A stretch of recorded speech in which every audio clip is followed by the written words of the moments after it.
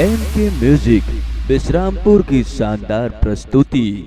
ये गोरी का है बताना। हमर पारा पस्ता में कर्मा हुआ थे खेले बर आबे का। हाँ हाँ आहू ना। लबारी तो नहीं मारत नहीं मारत होगा। हाँ तो आबे ना। हाँ हाँ आहू ना। हाँ तो चल ठीक।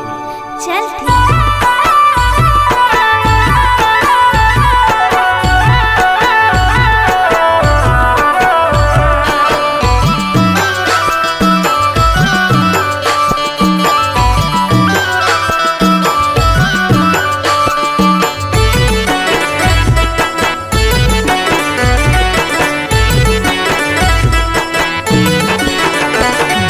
भादों के तिहार करमा खिले बराबया। ये दे भादों के तिहार करमा खिले बराबया। ये दे भादों के तिहार करमा खिले बर आहुया। ये दे भादों के तिहार करमा खिले बर आहुया।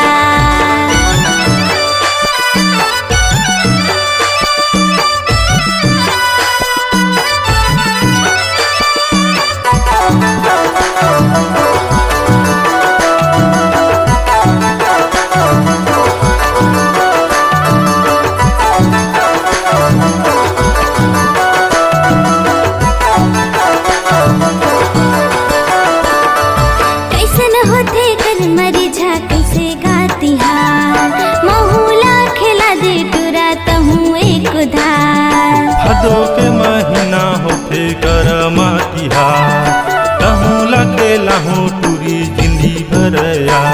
ते भादों के तिहार करमा खिले बराबया। इदे भादो के तिहार करमा खिले बर आहुया।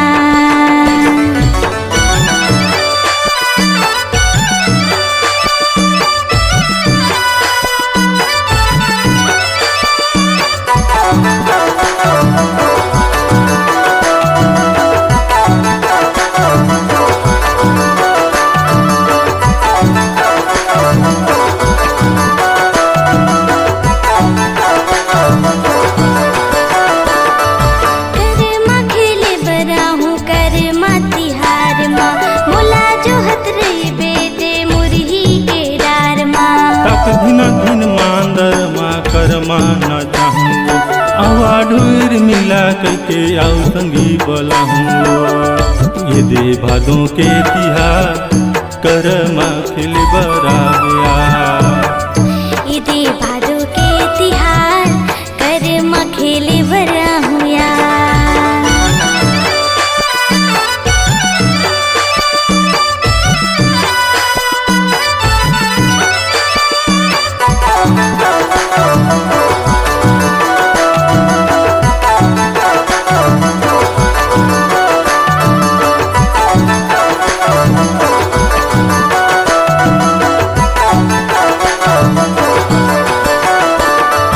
हमर माया के डोरी ला झंटोरी दे देओ। तोर मोर माया बन रही था फिर को दिन आवेओ। हमर माया के डोरी हा कभी नहीं टूटेगा। ऐसन माया रही ता जिंदगी भर खेलबो। ये दे भादों के तिहार करमा खिले बराबया। ये दे भादों के तिहार करमा खिले बर आहुया।